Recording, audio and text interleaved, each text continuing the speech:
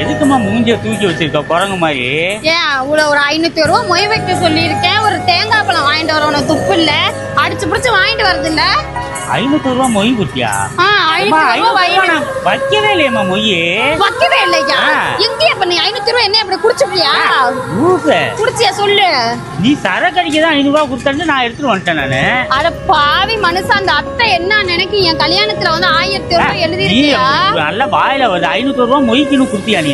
இந்த இதை வையா போய் அப்படின்னு ஆனா மொய்ய வையின்னு அர்த்தம். என் குடும்பத்துக்கே அந்த எண்ணம் கிடையாது மொய்ய வைக்கணுங்கிறது. என்னம்மா நீ இப்ப என்ன திருப்பி போய் வச்சுட்டு வரலாமா? திருப்பி போய் சரி தேங்காய் பழமாவது வாங்கினியாங்க? தேங்காய் பழம் நல்லா வாயில வருது. தேங்காய் பழத்தை வாங்கி என்னமா செய்ய போற? தேங்காய் பழமும் வாங்காம வந்திருக்கு. கல்யாணத்துக்கு போனதுக்கே தேங்காய் பழம் வாங்க தானேயா? நல்லா சாப்பிட்டியா வயிறு? நம்ம சாப்பாடு நல்லா இல்ல மணி. 500 ரூபால சாப்பாடு இப்ப சாப்பிடவும் இல்லையா?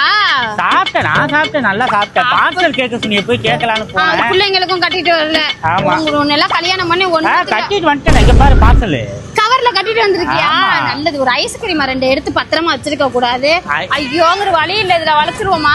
எதுல வழி இல்ல? அங்கதான் அடைச்சு போட்டு வச்சிருக்காங்க. இதை அடைச்சு போடுறாங்களப்பா. என்னதான் செய்யறது? எத்தனை மண்டபம் கட்டி இருக்காங்க. நீ எனக்காக ஒரு வீடு கட்டி இருக்கியா?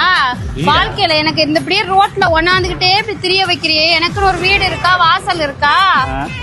பதில் சொல்லியா? வீடு இருக்கு, வாசல் இருக்கு. அதுக்கு மேல அங்க இருக்கு. எனக்கு வீடு வாசல் இருக்கா என் பேர்ல? அட்லீஸ்ட் ஒரு 5 பெட்ரூம் வச்சு ஒரு சின்ன குடிசை இருக்கா எனக்குன்னு? 5 பெட்ரூம் வச்சு சின்ன குடிசை எனக்குன்னு ஒரு ஓரத்துல ஒரு குடிசை இருக்கா?